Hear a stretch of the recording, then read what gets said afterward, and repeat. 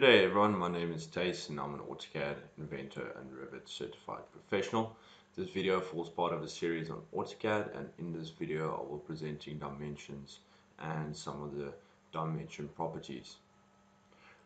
First of all, I'm using AutoCAD 2018 and I'm currently drawing in the metric unit standard. If you want to change your unit standard, you can just type in unit and you can go and change your standards over here.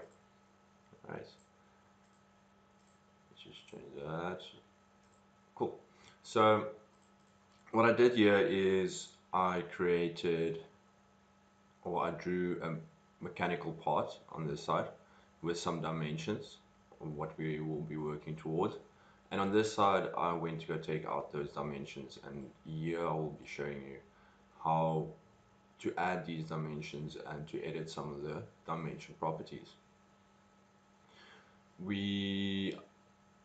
I've created a layer for dimensions, as we can see over here. I've given it a color and some line types, which we need to do in this drawing itself. So if we go to this one, we can go to its layer properties.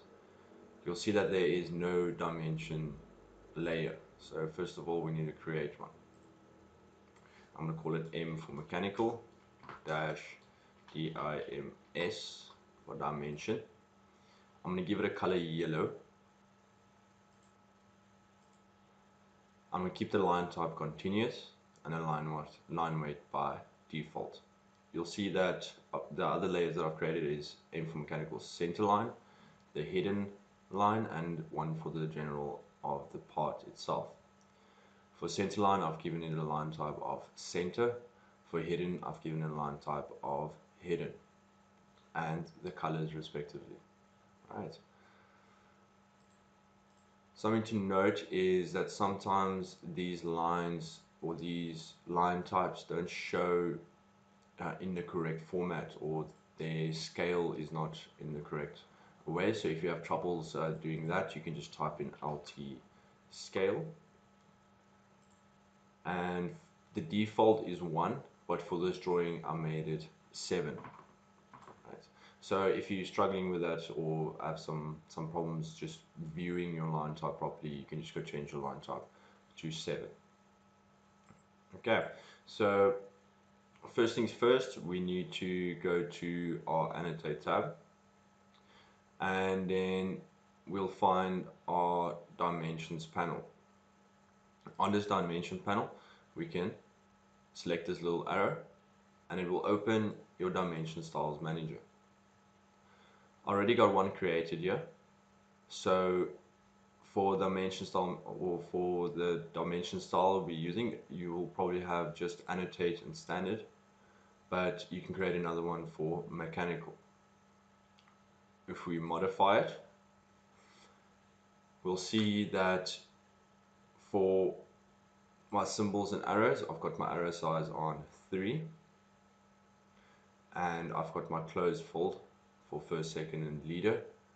For the text height, I made it 5, and then for fit, I've got always to keep between text and existing lines.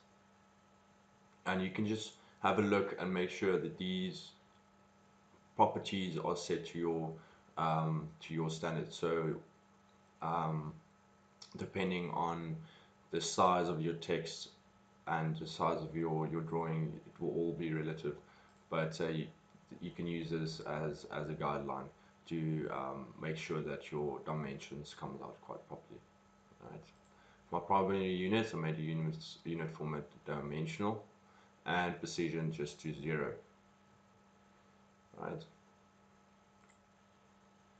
If you select a new button, you can start with standard, and then you can write your name mechanic, or you can put the name in mechanical, and from there on you can just change your properties as the way I've set them. Okay. Now if you already have a layer that is assigned to dimensions, you can make sure you're on mechanical and then just choose the layer. So it always, when you choose dimension, it will always be on that that layer, that specific layer for the specific drawing. Okay, so let's start adding some dimension to this drawing, some dimensions to this drawing. Right, we can use this as a reference. So you can just select dimension, and you can choose the first corner, and you can see it will drag out, and then you select your second point and draw it out. Right. If you want to do a circle, you can just hover over it. You'll see that it will automatically start creating it, and then you can drag it out to where you want to place it. All right, let's quickly add some dimensions to this guy. Draw them up. We've got this one. If you have a corner sort of like this, then we can select and then just drag it up as we go up. Right. Add another one to that one. There we go. Okay, so it's relatively straightforward. There's not so much to it. One thing that I like to do is to get these guys straight, these radiuses straight in line. I like to, because if you see, if I drag this out, it comes out in line with that line. What I like to do is to select it and then go to your home tab and explode the dimension. That means each part gets individual. So then you can select it, you can just type in rotate, enter. It's going to ask you to specify a base point. I always use that point. Then you can choose R for reference, enter, and then I just drag it down, and then P for points, enter, and you can just place it horizontally. And that makes your annotation in line horizontally. I'm not a big fan of leaving all my radiuses or dimensions like these in line with the line. I like to keep it in line horizontally. Okay, there is some other ways of doing dimensioning, so that we get some dimensions. If we go back to dimensions, we get the continuous dimension and we get a baseline dimension. So let's have a look what happens if we use those two methods. So let's add a dimension over here, and if we go to continuous, it will continue from that point itself, right? But it's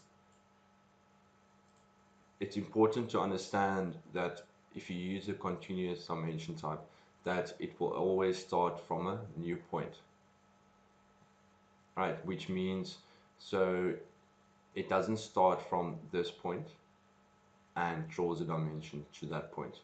It starts from this point and then draws a dimension to that point. Right. Let's quickly delete this and I'll show you the other one. Now we get a baseline dimension. Selected, we select our first dimension and then we run it up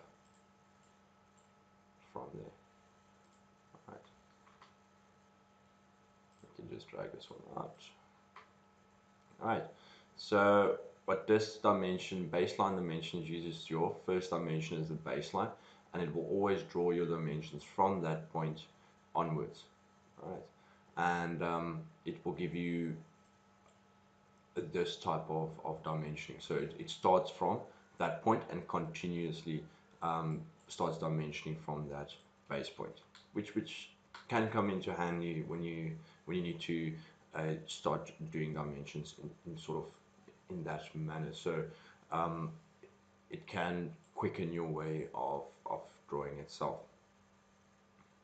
Alright, so I'll add this drawing to the bottom of the video, and then you can go and use this drawing itself as a reference. So I'll add this drawing to the bottom of the video, and you can go and fetch this video of this drawing and use it to practice your dimensioning. Alright. If you liked this video, please give it a thumbs up. and please subscribe to my channel. I'll also have a link at the bottom to my Facebook page. You also can give a thumbs up there. I'll appreciate it. And yeah, thank you very much.